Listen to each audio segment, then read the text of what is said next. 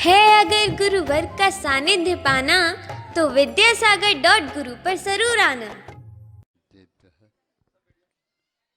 ओम नमः शुद्धेभ्यः।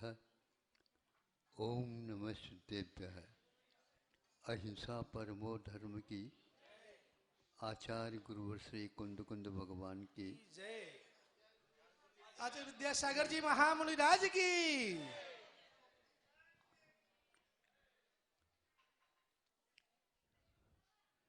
एक वैराग्य पाठ अथवा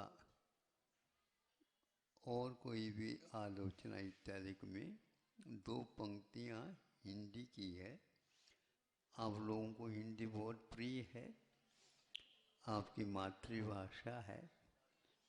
उसी भाषा में पंडित जी ने लिखा है, जी और पुद्गल नाचे या में कर्म उपाधि है। वही तो कहे ना, जीव और पुद्गल नाचे या में कर्म उपाधि है। नाच कौन रहा है, नचा कौन रहा है, ये अपने को हमेशा हमेशा ध्यान से देखते रहना चाहिए। ये निश्चित बात है, नृत्य और नृत्य नर्तन करने वाला, जब नर्तन करने वाला बुद्धिपूर्वक पैरों को इशारा दे देता है, भिन्न भिन्न अंग और उपांगों में अपना उपयोग का संचार कर देता है, तो वहाँ पर नाट्य कार्य प्रारंभ हो जाता है। इसकी उम्र से कोई मतलब नहीं है, अवस्था से कोई मतलब नहीं है। भीतरी व्यवस्था जैसी चलती रहेगी, बाहर इस प्रकार का कार्य होता रहता है। गर्दन हिलती है, स्वीकारता के संकेत मिलते हैं, कभी कभी निषेध के भी। हाँ हाँ, नहीं नहीं, ये सब क्या है, थोड़ा सोचने की बात है। रात दिन ये कार्य चल रहा है और इसमें कौन से किस्म का पेट्रोल डलता पता नहीं, और वह वर्षा काल में भी जलता रहता है, गर्मी में भी जलता रहता है, अनुपात उसका बिगड़ता नहीं।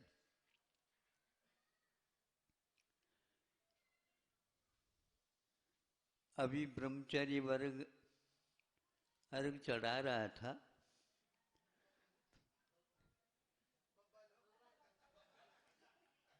लेकिन सब बब्बा ही है।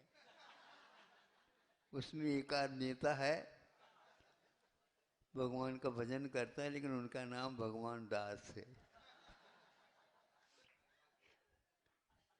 जब आश्रम खुला, सब लोग उन्हीं को आगे करके पीछे सब हो करके बस गए यहाँ पर। और जब वे अर्घ चढ़ाते हैं, दोनों हाथ खाली हो जाते हैं, उस समय वो दोनों हाथों के चुटकियों के माध्यम से उनके थिरकन प्रारंभ हो जाता है। मैंने सोचा इधर जवान को भी सर्दी लग रही है, तो चूंकि वह भीतरी जो है भाव भक्ति है, उसके लिए सर्दी और गर्मी का कोई असर नहीं पड़ता, पड़ता हुआ भी नहीं के बराबर है। इससे ज्ञात होता है, जीव और पुद्गल नाचे या में, नाच रहा दिख रहा है पुद्गल, लेकिन पुद्गल चिन्मय नहीं, पुद्गल गायक नहीं, पुद्गल संवेदक नहीं। पुद्गल क्या नहीं है, जीव के जितने भी गुण हैं उन गुणों से बहिर्भूत है, देखने योग्य है पुद्गल, किंतु उस पुद्गल में अनेक कर्म दिखाने का श्रेय यदि जाता है तो वह जीव को जाता है। संसार में किसका महत्व है? विदेश लेखक लिख करके यह विश्व को विदित कराना चाहते थे, भारत के पास ऐसी कुछ वस्तु ही नहीं है जो अन्य राष्ट्रों की अपेक्षा से उसकी एक श्रेणी अलग बन जाए। भारत वैज्ञानिक नहीं है, भारत उत्पादक नहीं है, भारत कृषि प्रधान देश भी नहीं है कहा जाता है। इस प्रकार निषेध के मुख से ही एकमात्र भारत की स्वीकृति की जाती थी। यह जब था उस समय एक छोटी किताब भारत की तरफ से निकली और जब उसको पढ़ना प्रारंभ कर दिया उसको चक्कर आने लगा। ये हमारी धारणा और वर्तमान इतिहास सब विपरीत है। तब उसने पूर्ण कर दिया वो उसका वाचन अध्ययन, एकदम निर्णय आ गया ये गलत था हमारा सोच विचार कि भारत के पास कुछ है क्या? कुछ है ही नहीं तो भारत को हम क्यों बार बार ऊपर उठाएं? उठने की हिम्मत नहीं है उसके पास। जब एक किताब पढ़ी तो उसी दिन अवगत कराए उसने, हम जो समझते थे जो भारत में है वह विश्व में कहीं भी नहीं।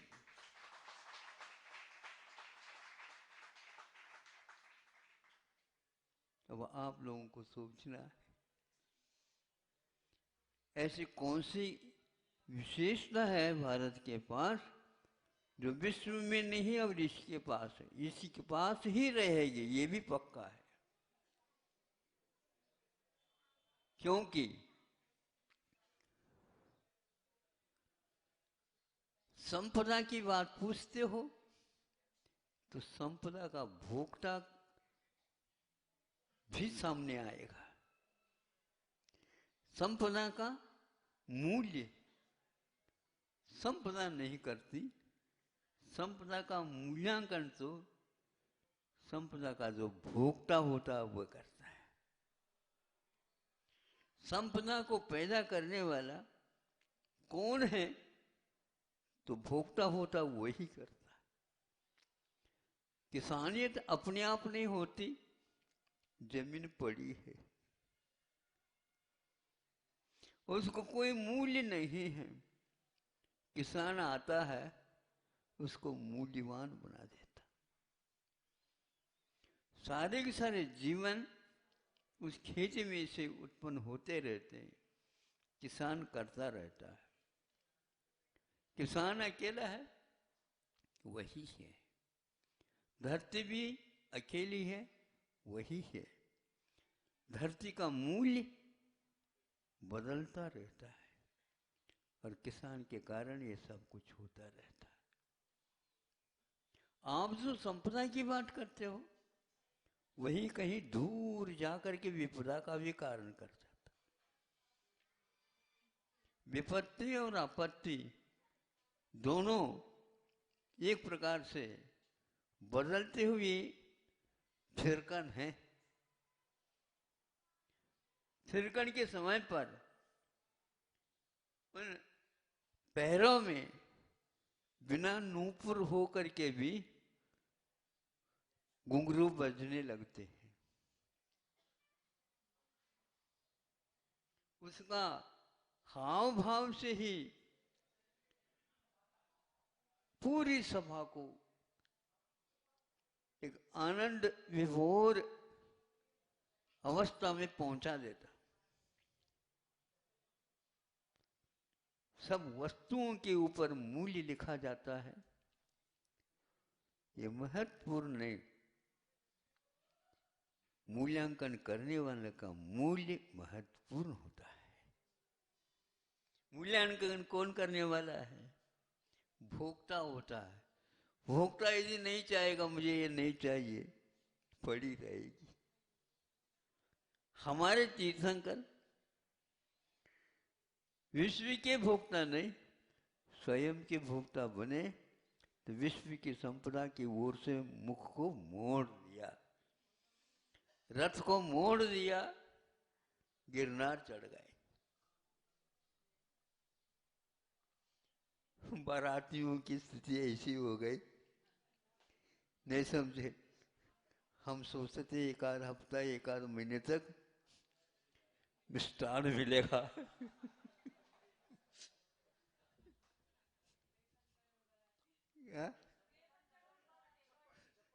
56 करोड़ सब ये व्यवस्था थी। कह रहे थे, राजुल के पिता वर्ग कह रहा था चिंता नहीं करो। चिंता कहा? पहले चिंतन तो करो, पहले चिंतन करो, चिंता अपने आप दूर हो जाएगी। चिंता करते बैठे हैं इसलिए चिंतन भंग हुआ है। अब आप लोगों का कर्तव्य है, भोक्ता का मूल्य है या भोग्य का। अब तो वृद्धावस्था में तो यह मूल्यांकन होना चाहिए। आपके मूल्यांकन की समीक्षा के ऊपर ही युवा वर्ग का जीवन भविष्य निर्धारित है। आपको सोचना है, बच्चों के जीवन में यदि कुछ लहर आ जाए तो किस प्रकार आ सकता है। तो अब तो आप अपने आप का मूल्यांकन करो। भारत के मूल्यांकन करने जा गए, यही एकमात्र कौटिल्य का अर्थशास्त्र पर विचार। उसमें धन के बारे में, अर्थ के बारे में कहा गया है। भोक्ता के माध्यम से अर्थ का मूल्य होता है। यह एक किताब पढ़ी तब इसको मालूम पड़ा कि भारत के पास क्या नहीं है। जो भारत के पास है वह विश्व में कहीं नहीं है। यह जो निर्णय लिया गया वह एकमात्र किताब के, और उस किताब के बारे में पढ़ने से सारे धुरंधर अर्थशास्त्रियों का दिमाग ठिकाना सामने आ गया। ऐसे ऐसे कृतियों के संपादन करके चले गए, और ज़्यादा लिखने की पढ़ने की कोई आवश्यकता नहीं होती है। कभी गिनने में ही लगे हो। गिनने वाला जो व्यक्ति है उसके बारे में सोचो, ये गिनता गिनता कब तक गिन रहेगा, ये गिनती कब चलेगी। तो अलौकिक जब गणित आ जाता है, लौकिक गणित तो यूं ही बच्चों को बताने के लिए होता है। आज जो गणित शास्त्र चल रहा है ये लौकिक है। अलौकिक गणित के बारे में कहेंगे तो जब आनंद आ जाता है, संख्या का उल्लंघन हो जाता है, संख्यात हो जाता है, तब भोक्ता क्यों क्या कार्य अपार क्या कहते, अपार है, किसने खाए। तो वो जो संग्रह वृत्ति थी, वह जो परिग्रह वृत्ति थी, उसका परिवर्तन हो गया। उधर से मन हट गया और तब ज्ञात हो गया कि वस्तुतः मूल्य किसका, मूल्यांकन करने वाले का, क्या जिसका किया जा रहा है उसका मूल्य क्या है। मूल्य शब्द की उत्पत्ति की ओर दृष्टिपात करते हैं। वो शब्द बताता है, अब तो अर्थ सही सही निकालो, नहीं तो मूल्य का मूल्य ही समाप्त हो जाएगा।